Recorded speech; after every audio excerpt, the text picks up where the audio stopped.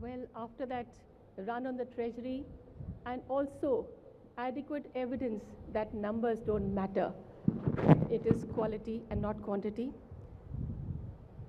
Let me say it's an honor to be invited to deliver this convocation address at the MDI.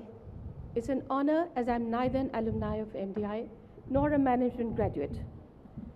I am a student of literature and history and a civil servant by profession, with nearly 4 decades of experience in various sectors of governance in the country.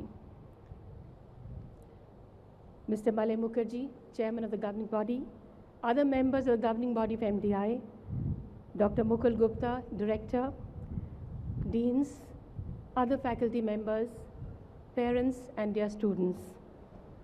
Let me share something with you. I have 2 loving sons. And when I told them about this address and asked them, what should I say? The younger son, who's a corporate lawyer, he speaks little because he charges by the minute for the advice that he gives.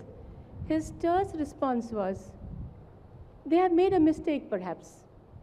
The elder son, who has been litigating in the courts and therefore a little more voluble, who's presently teaching undergraduates and postgraduates in law in a university, sagely advised me, these children are very, very bright, so you should better be careful about what you say. You should think out what you want to say.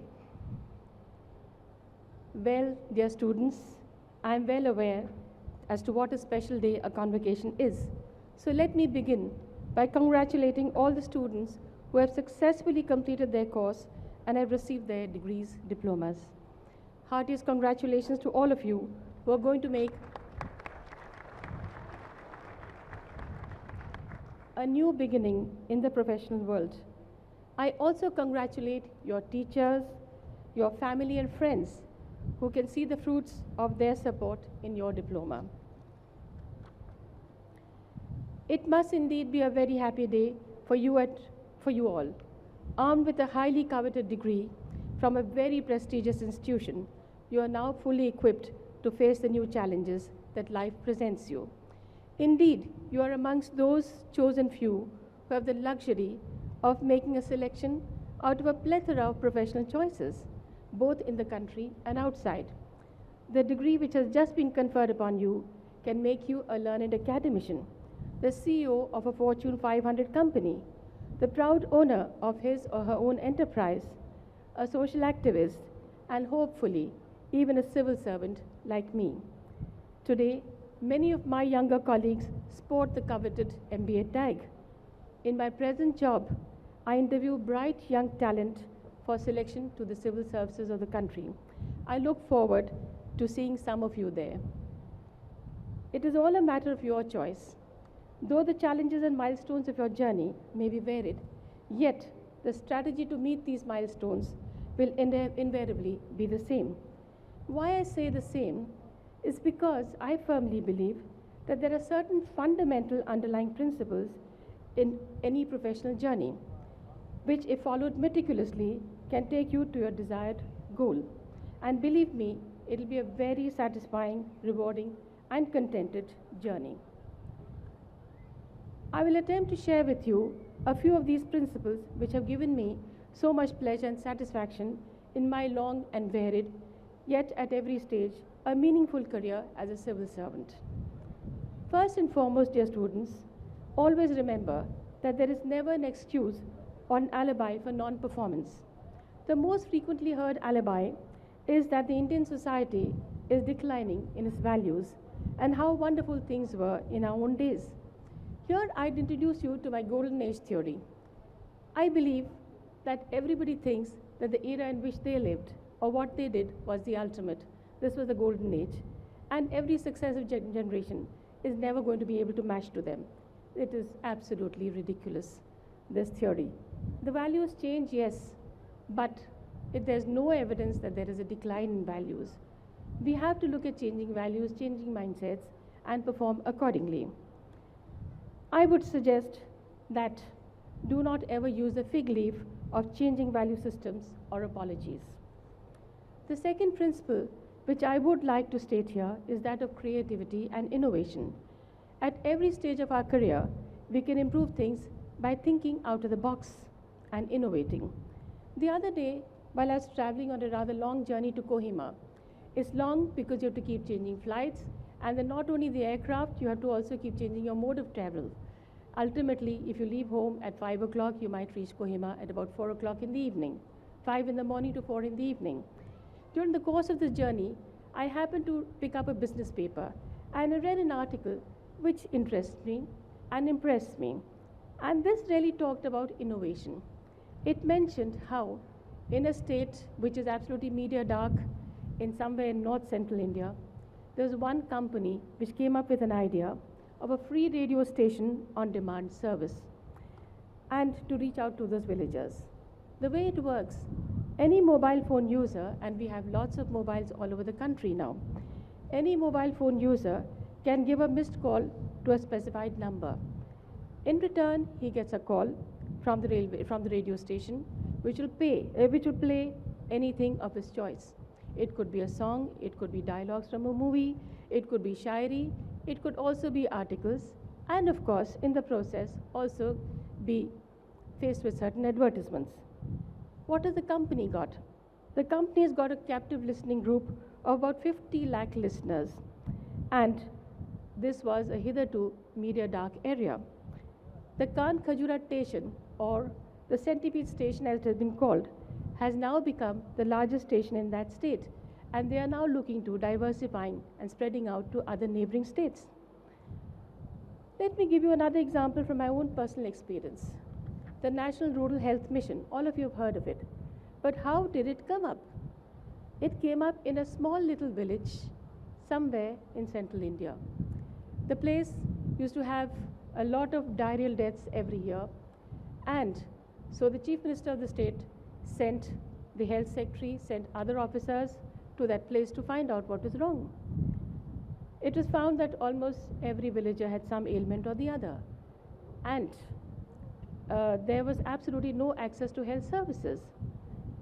The party returned and told the Chief Minister, "Sir, your government doesn't run in that village." He said, "Yes, I do know that. Now that you know about it, please find a solution." So the party brainstormed and found out what was the problem.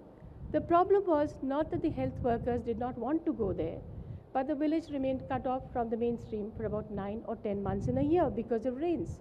So the answer came, empower the villagers with the basics of health, hygiene, train people in the village to take care of their health needs, and that is how came up the concept of the health mission, the rural health mission, which then got adopted all over the country as the NRHM. The third point which comes to my mind is that of good governance. No matter how cliched it may sound, it is absolutely essential to have good governance. Systems change gradually, and therefore it is important to make sure that there are no knee-jerk reactions or short-term reaction to any problem or a crisis. We must find ways in which we can promote business, promote enterprise, promote initiatives, promote risk-taking, and promote creation of wealth. In the context of the corporate government, it is about good corporate governance. It sounds simple, yet very basic and fundamental, and it actually starts from self-regulation and goes right up to external monitors, which look at the behavior of the corporate entity. This has been successfully experimented with in Europe and also in some companies within the country. Flowing from the principle of good governance are the issues of ensuring transparency, integrity, and ethical management. I'm sure you've heard this before, but no matter how many times you hear it, it is always relevant, it is always important. We have to ensure that autonomy, integrity, competence, and accountability all go together. There cannot be autonomy without integrity, competence, and accountability. I need not quote to you the examples of Enron, Satyam, or the Lehman Brothers, where everything collapsed due to unethical practices of the top management. The purpose of highlighting this is just to understand what exactly went wrong and why.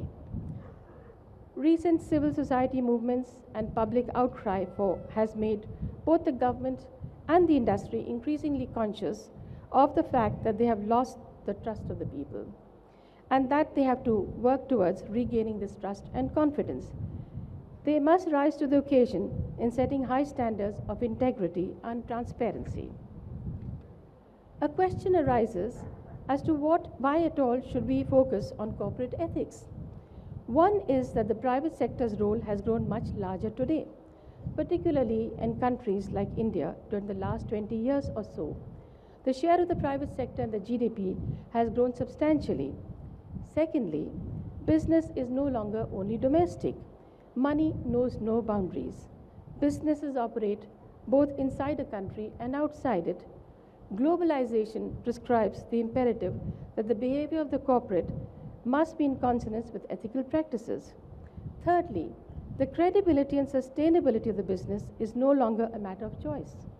Fourthly, it is also a matter of perception, which is related to the reputation of the country and the company, and then it translates into something more tangible.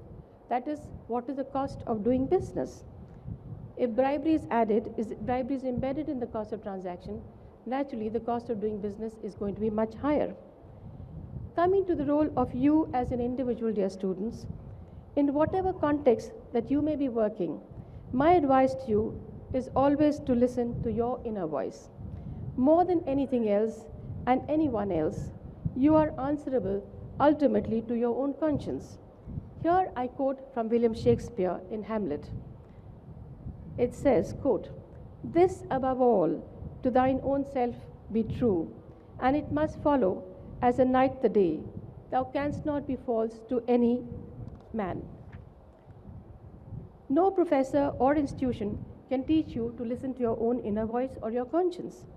More often than not, you will come across situations when you will reach the limits of your analysis based on your professional knowledge. So very often, you will find yourself lost in conflicting opinions of your superiors, subordinates, and peer group.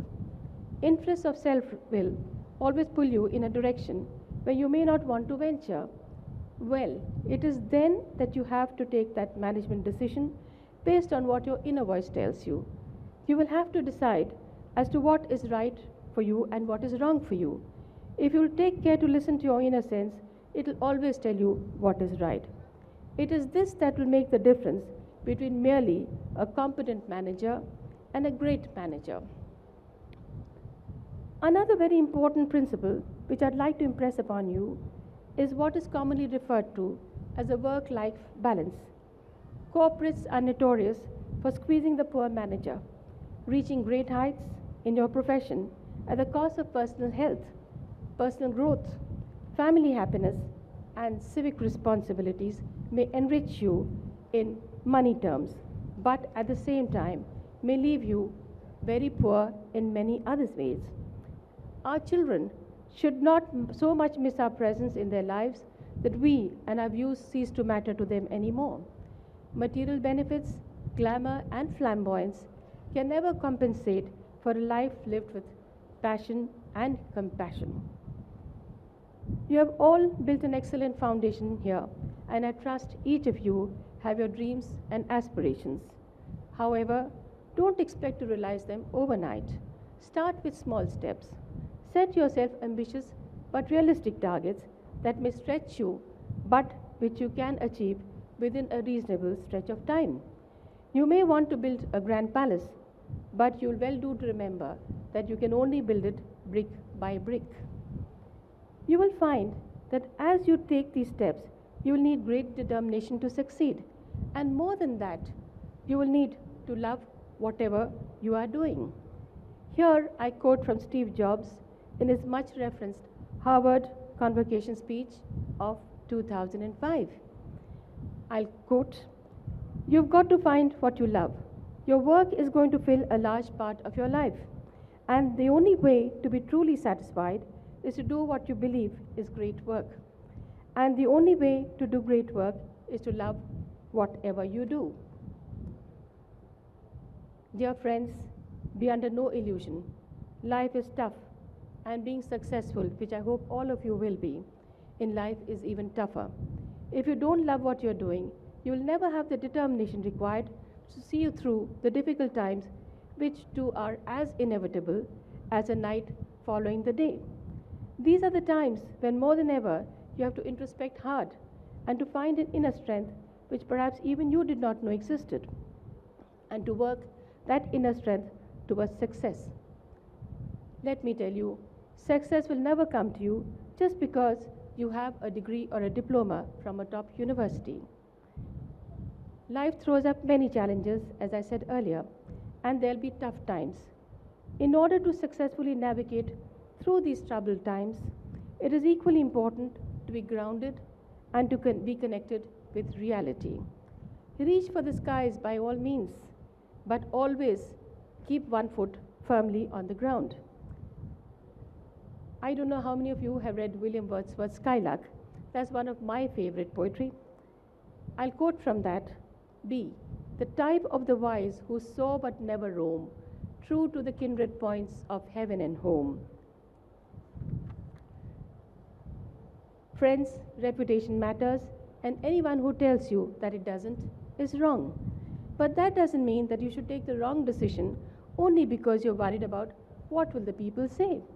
It is impossible to please everyone, and it is impossible to be liked by everyone.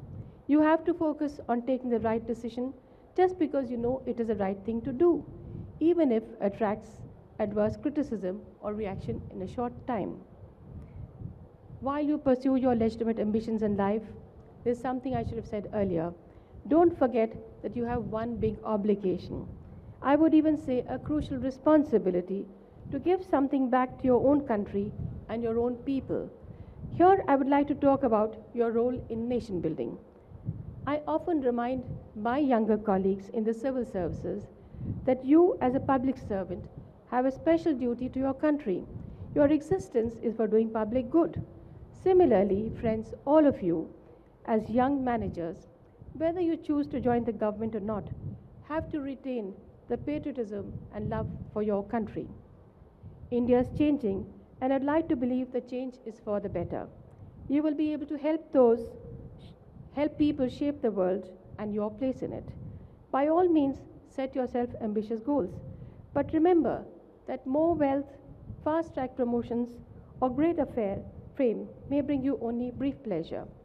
To make the journey more satisfying, more pleasurable, set yourself goals that are broader and where you can take others with you, especially those who could not make it without your help. In so doing, you'll make the country and the world a far better place. We have lots of hopes from you, and I hope they'll not be belied. Always hold your head high and be fearless. Be proud of your parents, your family, your teachers, your institute, and above all, your country. When it comes to delivering on your responsibilities, dear friends, remember, the country comes first and everything, including yourself, afterwards. This ceremony marks the culmination of one phase of your life. It is also the time to leave the relative comfort and security of this wonderful institution from where you've learned so much and to embark upon your own professional journey. It is often said, a journey well begun is half done. You have received a great start. You will do well. But do not for a moment think that this is all that you need and everything else will come easy. Learning and development continues throughout life. You are never too old to learn. And in this context, your degree is just one milestone. Learning should not stop because you have graduated. You will have to continually improve your skill sets and build up better and newer capabilities, and also keep evolving with the times. You are very young, you are very ambitious, and I hope you have the driving force in you. Keep the fire in your belly burning always. Remain positive, but never be content. You have achieved your goals. It only means that you need to aim even higher for better and better goals. The time for dreaming and for going into dizzy flights of fancy should not end when you enter the real world outside. The quest for innovation and creativity must continue. Only the horizons should become wider and your goals higher. I wish you all the best of luck for your future. I hope all of you succeed in realizing your very considerable potential. May God bless you all. Thank you.